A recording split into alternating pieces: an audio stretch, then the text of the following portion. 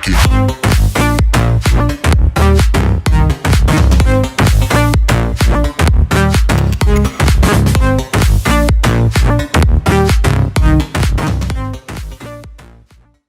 Hello and welcome to the Wild Protea with me, Clinton Jom, and thanks for joining me once again, guys. Before I get into the display from the Proteas, let me just say, don't forget to like this video, don't forget to subscribe here on the YouTube channel as well as thefeddigest.com, and also, guys, hit that notification button so you can get all the latest from the Wild Protea. So we lost to England by 191 runs today. We obviously lost the series 3-1. Ben Stokes, man in the series, you can't really complain too much there. The man was outstanding with bat ball and took some sublime catches as well. And it just seemed every time England needed something, whether it was with the bat, with the ball, or a magnificent catch, he just was the man that came up with it. So just looking at a couple of things from the series. Was this Faf's last test? His last test, I don't believe it was his last test. There are two other test matches this year against the West Indies, and I don't even think those should be his last test.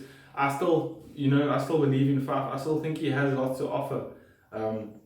The side, obviously, he's had a tough run of it, but if you look at the sort of last 18 months of his career, there's been loads of turmoil behind the scenes, and I think that's affected him mentally and personally, and that also might be an indication that he might also want to leave, because he suffered at for the team, and it's unselfish, but it gets to a point where you don't want people to be calling for his head. So yeah, I think Faf might well retire after that West Indies series, but that remains to be seen, and I hope not, because as much as they have faith in Quinny, I just don't know if he's the right man to take over in all three mats and keep and try and be the best batsman in the South African setup. I just think that's a bit too much for the 27-year-old left-hander. Then just looking at some positives from the series, I mean, it's difficult to get positives from the series, but one positive is Quinton de Kock, obviously, leading run scorer in the series, always puts his hand up, plays freely, and I think the guys can learn a lot from that. But having said that, it was difficult with a lot of debutants, a reshuffled order.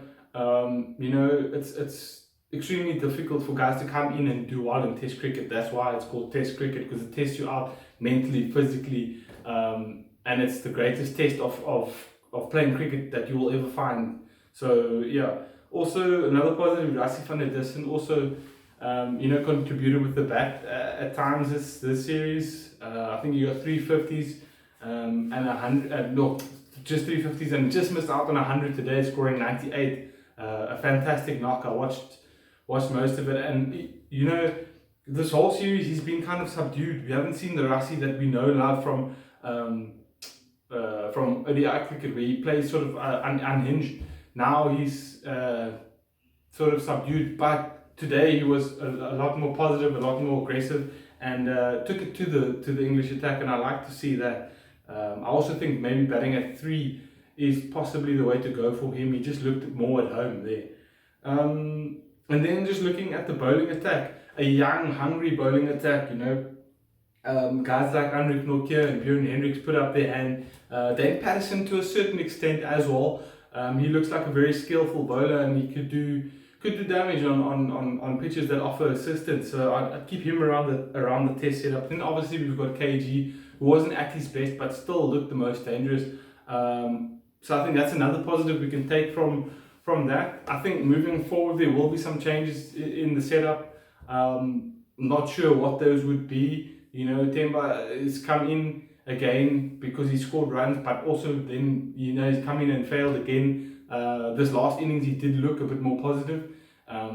He did look in good nick, and then he got an absolute rip snorter from Stuart Broad. So yeah, there might be some changes for that West Indian tour, but we'll have to wait and see on that one.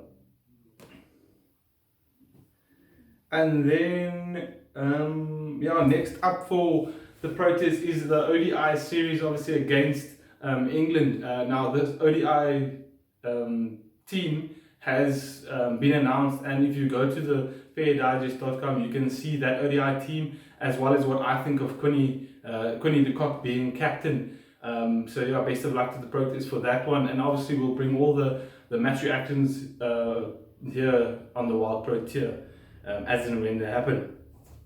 And then last but not least, a big thank you to Vernon Philander for services rendered over the years. Now, I must admit that when he was initially announced in the test squad, I was very skeptical. Obviously, he had been picked in the ODI squads before and hadn't really, set the world alight.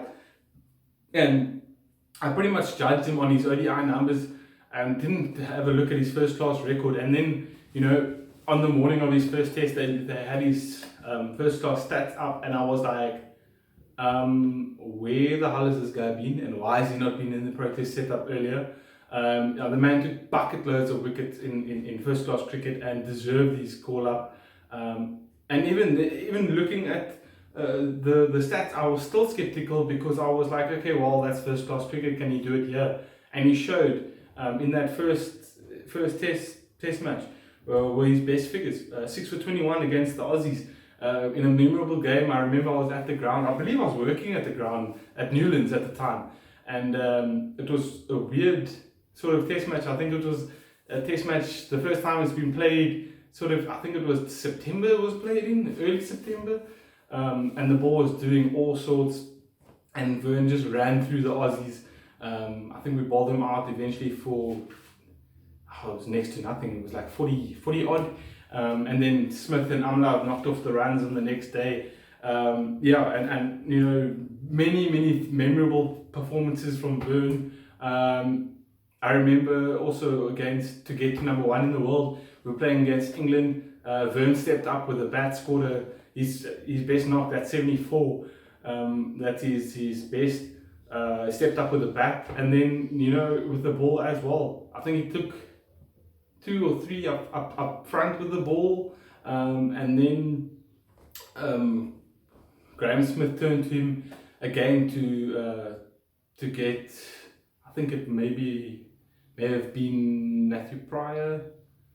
I think it was Matthew Pryor, and he came on and got those last few wickets, and we were number 1 in the world, and no one could deny that Vern at that time I think was also number 1 in the world, or number 2 behind Dale Steyn. And watching Vern over the years has been an absolute pleasure, and I will be the first to take my humble pie and eat it, because the man has outperformed anything that I thought he could do. So congrats to Vern, and good luck in your future endeavors, and hope to see you somewhere in the setup as well. I think bowlers can only learn from the skills you possess as well.